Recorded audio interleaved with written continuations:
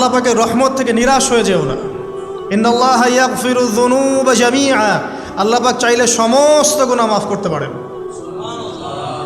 ইন্নাহু হুয়াল গফুরুর রহিম, তিনি হচ্ছেন পরম করুণাময়, অসীম দয়ালু। আমাদেরকে আল্লাহ রাব্বুল আলামিন তার রহমত থেকে নিরাশ হতে বারণ করছেন।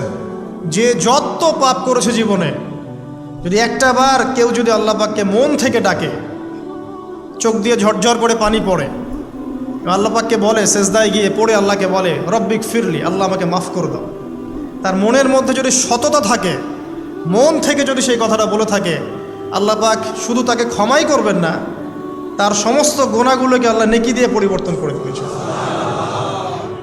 একটা হাদিস পড়ছিলাম, নবী করিম সাল্লাল্লাহু আলাইহি ওয়াসাল্লাম তিনি বলছেন যে লাম্মা কাদাল্লাহুল খালক, যখন আল্লাহ রাব্বুল আলামিন এই মহাবিশ্ব সৃষ্টি করেন, তখন আল্লাহ রাব্বুল আলামিন কাতাবা কিতাবান, একটা কিতাব লিখেছেন, একটা কিতাব আছে আল্লাহর কাছে।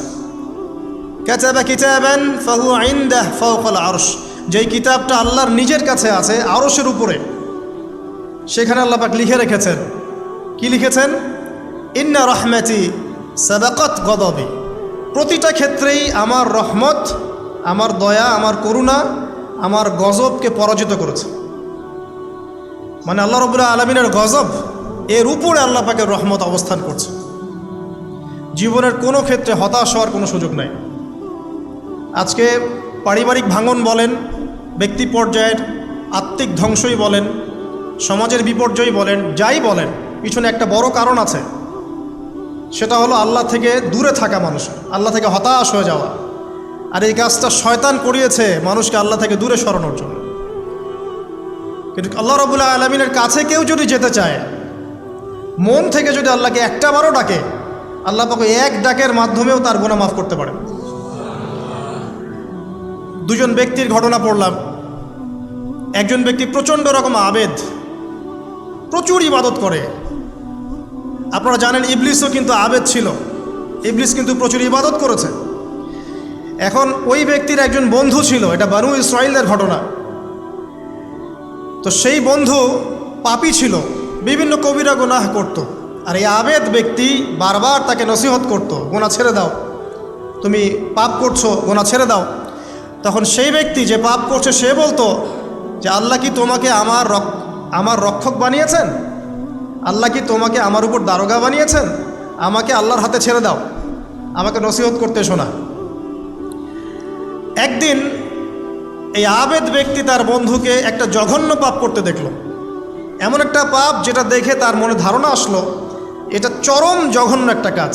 তখন সে মুখ ফসকে বলে ফেলল যে আল্লাহ তোকে আর মাফ করবে না, আল্লাহ তোকে জান্নাত দিবে না। আল্লাহ রাব্বুল আলামিন মালাকুল মউতকে এই দুজনের কাছে পাঠালেন, দুজনের রূহকে কবজ করা হলো। এবার আল্লাহ পাক তার সামনে তাদেরকে উপস্থাপন করে বললেন যে তোমাকে আমার রহমত সম্পর্কে কে গ্যারান্টি দিয়েছে যে আমি কাউকে রহমত করব কি করব না?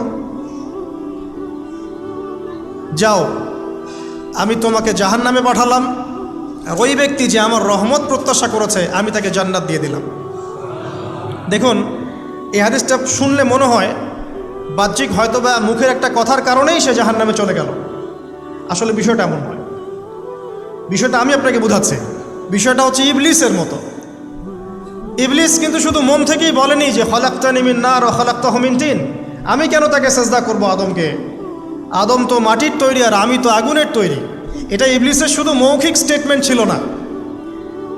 কারণ কি ছিল? আবা ওয়াস্তাকবারা, সে উদ্ধত হয়েছিল, অহংকার প্রদর্শন করেছিল। ভিতর থেকে ইন্টারনালি সে অহংকারী ছিল। সে আন্ডার এস্টিমেট করে কথাটা বলেছে, শুধু মৌখিকভাবে বলে নাই। কিন্তু ঠিক এই ব্যক্তির ঘটনা এমনই, সে মন থেকে অহংকারী হয়ে উঠেছিল, যদিও বা সে আবেদ ছিল।